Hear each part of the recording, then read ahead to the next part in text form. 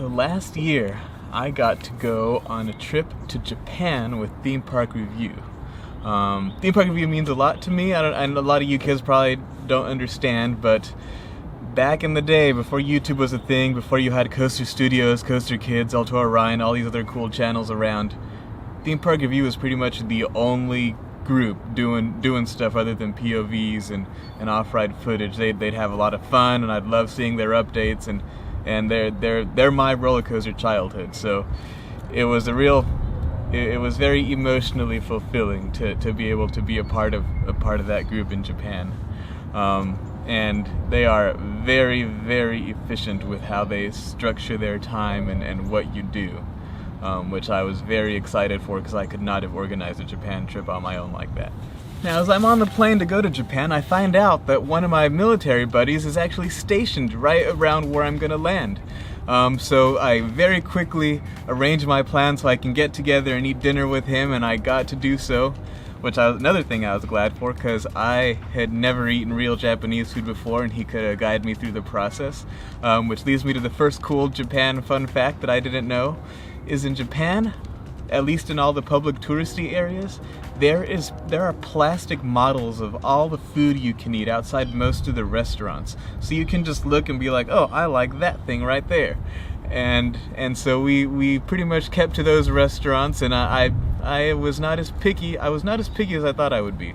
But yeah, it was really cool meeting up with a friend. One of the things I hate the most about the military is having to make friends and then being split up from them, but it was really cool being able to meet back together and on the other side of the world. And then, very next morning was our very first park, which was Tobu Zoo. So looking back on Tobu Zoo, it was not that fantastic of a park, but that day was still one of the coolest days for me because you're still feeling that weird dream-like feeling of I'm in Japan, I'm at a park that I've only seen in videos and pictures and never thought I'd actually experience for myself. So I was still very much on that high in that park. And then to start off with ERT on a cool roller coaster, and it was just a really great experience. I honestly spent more time looking at the animals than I did riding all the coasters, which was really fun and a way to see how Japan did a few things differently than in the United States. There's like a whole little section where you can pet cats and dogs, which I have never seen in America. I know Coaster Studios filmed a lot of the roller coaster stuff and very little of the animals. So if you want to see what the animals look like, here you go.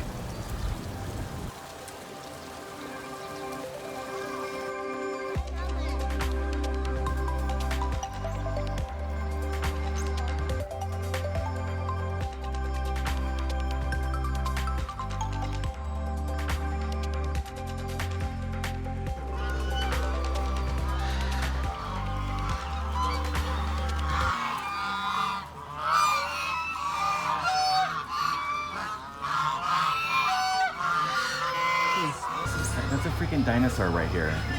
It's amazing. Look at the noise word. Look at color that. of the bill, and then like the veins and the pouch underneath. They don't look that big in Finding Nemo. Oh my gosh. What was that he just did? Did you see inside its bill?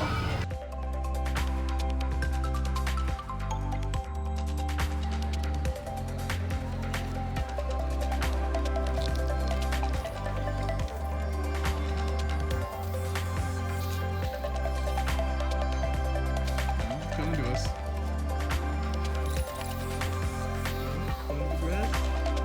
Hungry?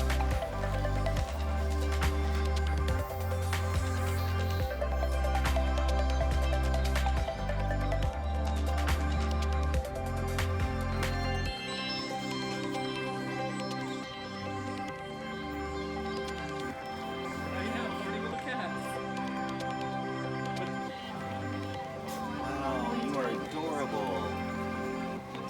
Oh my god, look how majestic.